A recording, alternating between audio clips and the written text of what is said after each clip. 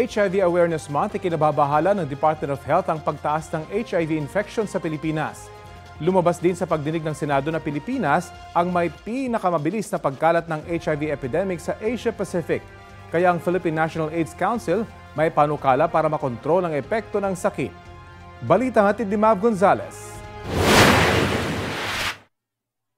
Habang pababa ang bilang ng HIV infection at AIDS-related deaths sa mundo at Asia Pacific, nakakaalarma naman ang paglala ng HIV epidemic sa Pilipinas. 555% ang itinaas ng HIV infection sa Pilipinas noong 2024 kumpara noong 2010, malayo sa negative 17% sa Asia Pacific at negative 40% sa buong mundo. 667% naman ang itinaas ng namatay na may kaugnayan sa AIDS, habang negative na rin ang mga bilang ng namatay sa Asia Pacific at sa buong mundo.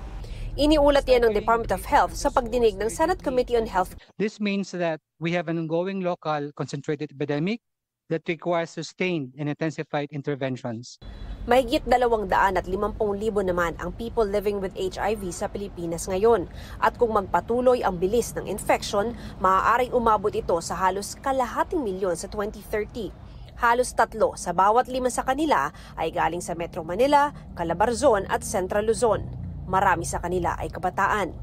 Half of all confirmed HIV cases were among individuals aged 25 to 34 years old, while 30% fall within 15 to 24 age group. HIV continues to disproportionately affect younger populations. Sa Asia Pacific, Pilipinas ang may pinakamabilis na pagkalat ng HIV epidemic.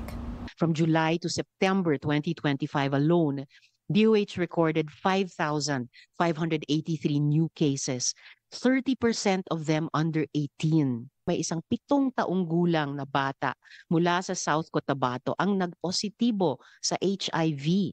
Di umano hindi inborn.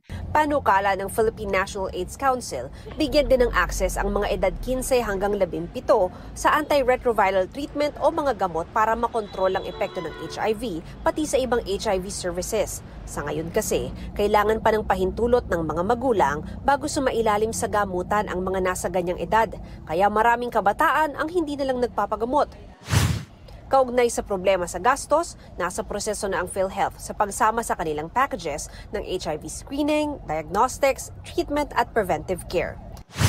Sa Quezon City naman, nakikipag-ugnayan na ang City Hall sa mga paaralan para turuan ang mga kabataan ukol sa HIV. Mataas kasi ang mga bagong kaso ng HIV sa mga edad 14 hanggang 24. Bagaman sexual contact ang karaniwang paraan ng pagkahawa sa HIV, sabi ng DOH, kailangan ding tutukan ang mga sanggol na ipinapanganak ng inang may HIV kaya may HIV rin. Mav Gonzalez nagbabalita para sa GMA Integrated News.